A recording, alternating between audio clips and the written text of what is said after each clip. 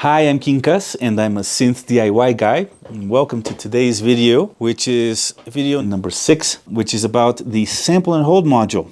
So we've already looked over the VCO, the oscillator, the VCF, which is the filter, the VCA, which is the attenuator with its delay.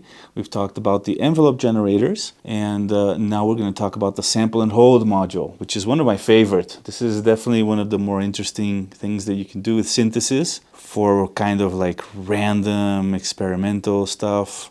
The sample and hold is excellent and it's super fun. So what is it? What is the sample and hold really? Well, the name says it all. It samples and holds. Oh, okay, Kinkas, great. So what does that mean really? Well, you have two main inputs and one output on a sample and hold.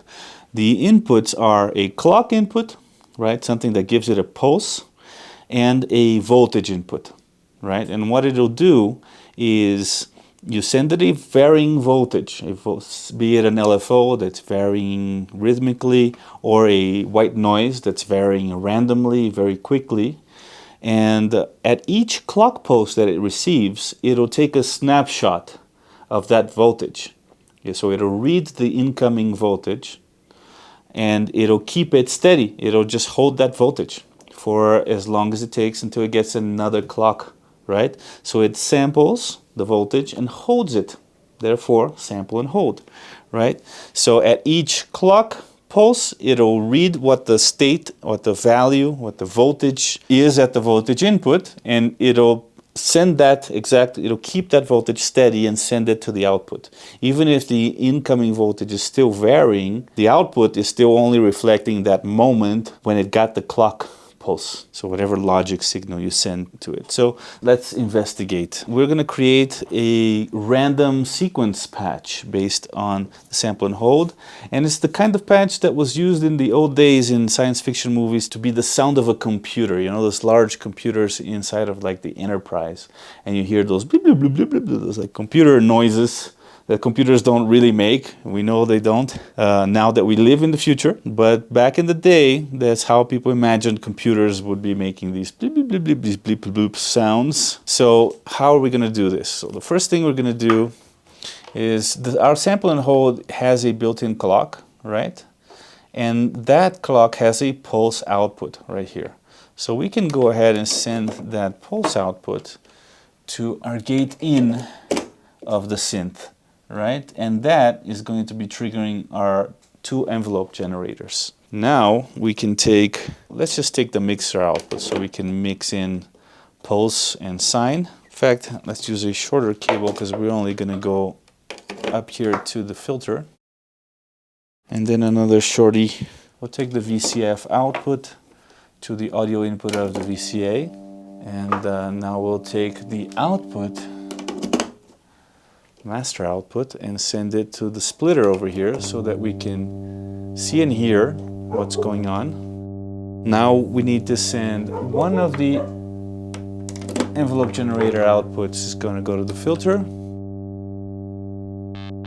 and we'll send the other envelope generator to our VCA. All right.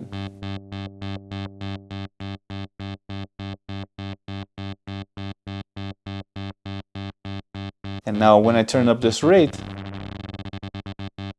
it goes faster, right? Or slower. Now we need to send something to the sample and hold. Because if I just take the sample and hold output right now and send it to the volt per octave input of the VCO, it's just going to stay steady because I'm not sending anything to the input. So it's sampling 0 volts, right? Whatever's going into the input, which right now is nothing. So it's just grounded. So it's sampling and holding 0 volts. But if I send something to it, in fact, we should probably use the top envelope generator in loop mode as an LFO. And instead of controlling the filter with it, right, we'll just leave the filter at a nice sounding setting. And now we're going to send that envelope generator LFO. We want the gate to go only to the second envelope generator right now, so that this is truly free. Alright, so basically what I've made here, I made the traditional Minimoog type patch with the audio path, right? So it's VCO to filter to VCA to output. We can have a little bit of delay in there. Just a tiny bit, just to give it a little ambience. Alright, now this envelope generator right now is independent. It's no longer being triggered by the pulse from the sample and hold here. And it's just a free LFO. If I put it up here, we can see the orange line just goes up and down, up and down. It's not related in any way to any other rhythm. So if I put this now in the sample and hold input, now the sample and hold is reading whatever state that voltage is in and holds it at the output. And now we're getting this kind of stepped LFO. Now let's make the LFO a little bit faster, or rather slower. So instead of an LFO that's continuous and that's just making that pitch sweep up and down, it's a stepped LFO now. It's discrete notes, right? At each clock pulse, it's gonna see what the voltage is coming out of the envelope generator that's acting as an LFO. It's gonna hold that at the output and send it to our oscillator over here, right? Now it's varying very widely. Right? If we want this to be more narrow variation, we can use our attenuverter pot over here. So why don't we do that? And the next video is going to be all about these utilities, the attenuverter, the slew, the splitter, the divider, etc. But right now you just need to know that this is basically a way, it's the same as the CV level inputs on most of the modules, except that this one also inverts. So the middle position is actually 0 instead of all the way counterclockwise, right? Or normally counterclockwise would be 0, would be like completely block the signal.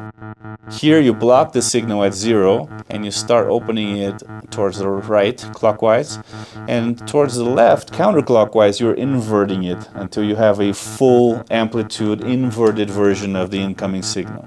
So we're going to leave it at 0 for now. We're going to put it in here.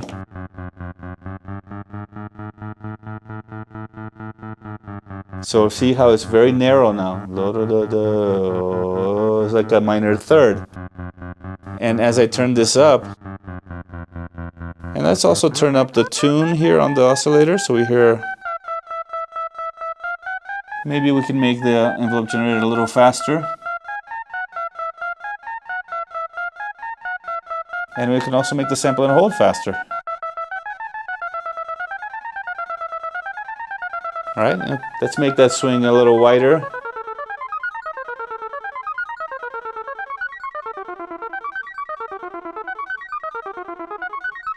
I mean, it's actually a very simple idea, but it's a little bit hard to explain. So basically our clock, which is part of the sample and hold module, in this case, right? This is determining the rhythm at which the sample and hold will be capturing a voltage at its input. The voltage we're sending to the input is the attenuated output of the envelope generator number 1, acting as a free cycling LFO, right? And what we're doing is basically making it into a stepped LFO rather than a continuous LFO. So if I connect this directly to 1 volt per octave here, you hear the glissando, you hear the sweeps, right?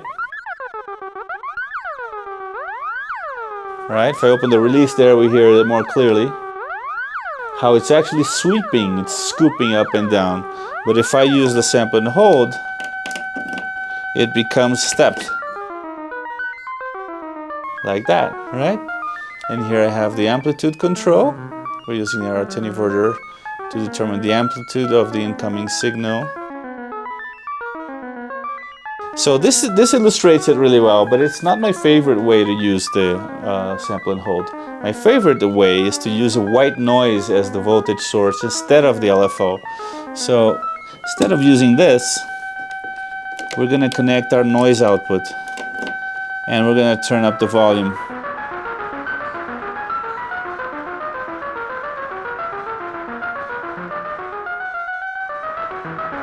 Now that's still going into the mixer, so we're gonna remove the output from the mixer and just plug it into the sine here, right? Because plugging the noise output is not removing it from the mixer. So now we have a random sequence, right? Because a white noise basically is just a barrage of random voltages really fast. It sounds very noisy if you connect it directly, right? So if I were to connect this directly to 1 volt per octave here, it doesn't really change the note, it just adds this like distortion, this noisiness to it. But if I send it to the sample and hold, it'll read the discrete voltage at each clock pulse, hold it at the output, and we're sending that to control the frequency of the oscillator. And here we have an R2D2 or an old-timey spaceship computer sound, right? And we can make it faster, right? Slower. And we can even kind of ride that rate knob.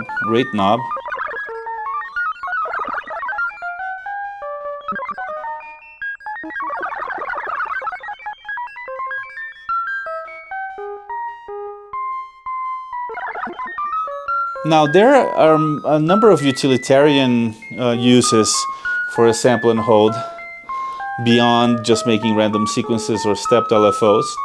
These are like the most obvious uses, probably the most common uses for it, but you can use it, for example, with a ribbon controller. Well, there's track and hold, which is similar, and that's probably what you'd use for a ribbon controller, so that when you let go of the ribbon controller, it keeps the last voltage, because the ribbon controller, if you let it go, the voltage output will just go back to 0.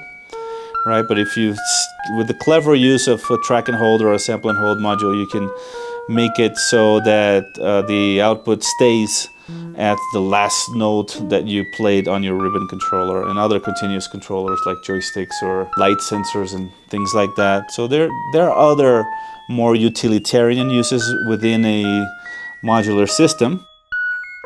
But really, I think these two are good to get you started, right? There's a manual gate too here, so I can put this on gated, right? And now the internal rate is no longer triggering the sample and hold, right? So let's just make this smoother here. Now it's going to wait for a manual gate to change the note, right? So when I hit that manual gate button, it'll read whatever voltage is existing at that very moment at the input, coming from the white noise, and it'll hold that at the output, and it'll just hold that note right there. So I can do it manually.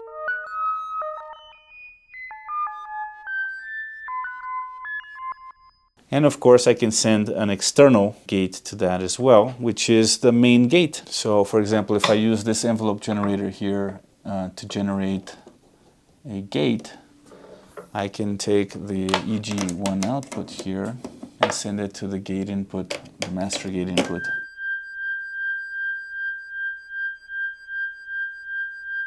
Oh right, I can't because that's going back, that's feeding it back. What we can use is the sequencer gate from this keyboard right here.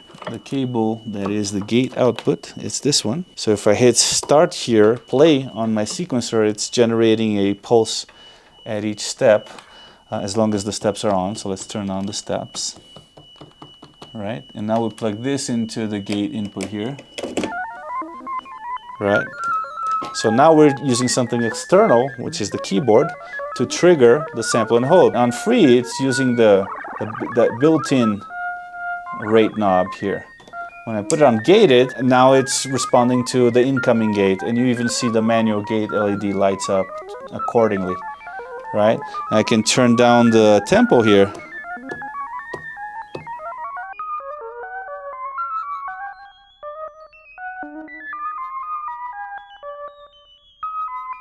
And that sounds super cool. Now I can play around with delay time, I can play around with VCO shape, VCO tune, the speed of my my sequence, and all of that becomes part of your performance of your experimental random sequence, right? And it's truly random. Like a white noise is actually generating random voltages that are unpredictable. I mean, I guess every random process is actually just really complex chaos. So in theory, there should be like, you know, a very advanced calculation that would give you the results that you're getting out of a white noise, but it's so complex that it's really, we're just gonna call it random. It's close to random as anything in nature exists. It's the white noise. And we have the white noise output over here that we can use for something. Oh, in fact, you know what? I think that's a direct output from the noise. So we don't need to use this. We can use this noise output. Ah, right. So that's what that's for. So you don't have to use this noise output over here. So we can still use the mix out from the mixer here, because now we can turn down the noise from the mixer and just use the noise output that's available at the sample and hold module itself. Excellent. So that's a little bit different from the Bullfrog. The little one doesn't have that. You have the sample and hold. You don't have the noise output available here. So you have to take it from here. But on the big Bullfrog, you get a dedicated noise output at the sample and hold module itself. So excellent. As far as exercises to get used to the sample and hold, basically it's the two. You know, the stepped LFO. Try to generate a stepped LFO. The other one is random sequence, right? Using the white noise as the source. Now, there's another thing that I like to do, which is instead of controlling the oscillator, you control the filter with your random voltage.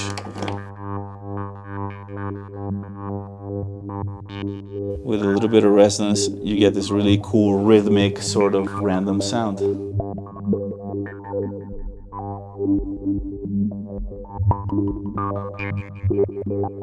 And now we're going to use the built-in rate instead of the sequencer here. See that? So it's cool for drones, right? So yeah, of course, you're not limited to use the sample and hold for pitch, right? Right now we're using it for filter cutoff. You can use it for amplitude. You can use it for the speed. Ah, there's another thing. See how envelope generator number 1 has attack and release CV inputs? Well, we can control the release, for example, and make interesting... Ah, why didn't I do that? One more thing for the sample and hold video. This is going to be a completely new patch, so we're just going to pull out everything. What we're going to do is we're going to create a kind of a hi-hat sound. So we're going to take the white noise, send it to the filter, send the filter to the VCA, right? And now, and we'll send an envelope generator triggered by the pulse, and we're going to use the pulse from the sample and hold. I'm going to send that to the gate input here, right? And now we're going to send one envelope generator to the filter, and the other one to the VCA, right, as we've done before, right? Send the noise up. Oh, we need to plug the output to the splitter here so we can see and hear, okay.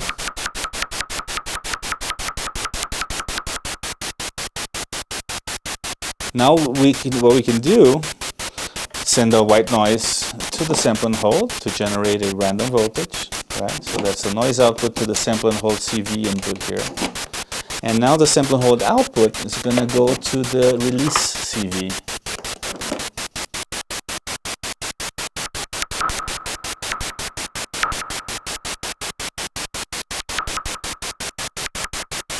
So now we see how some notes are going to have a longer release and some won't. See?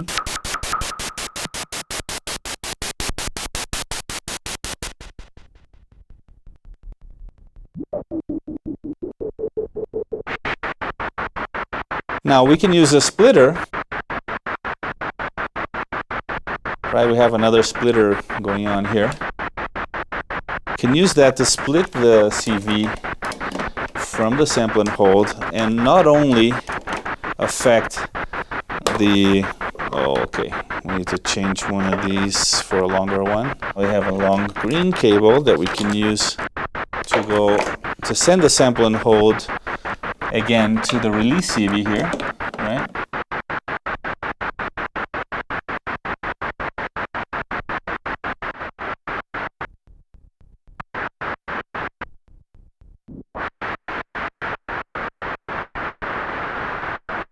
Here we go. Yeah, I think the filter was closing before the VCA, so we weren't hearing the VCA, the effect on the VCA. So here we go. Now we're sending the sample and hold to a release.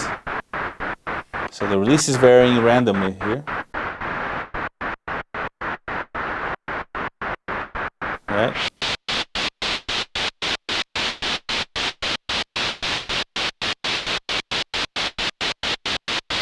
And now we can affect the filter too, because we have the sample and hold on a splitter. We can put that here.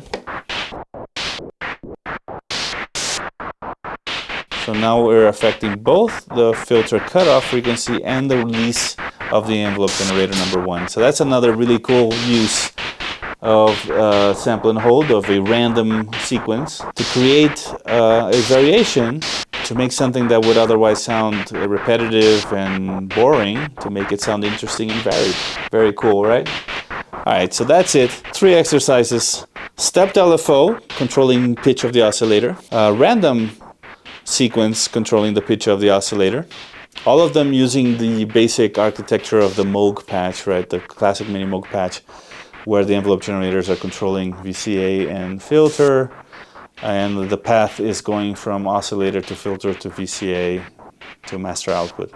And the third exercise would be to create this kind of random hi-hat sound with a white noise, where the random sequence is affecting both the release CV of the amplitude of the VCA, as well as the filter cutoff frequency. Cool. Hope you like this video.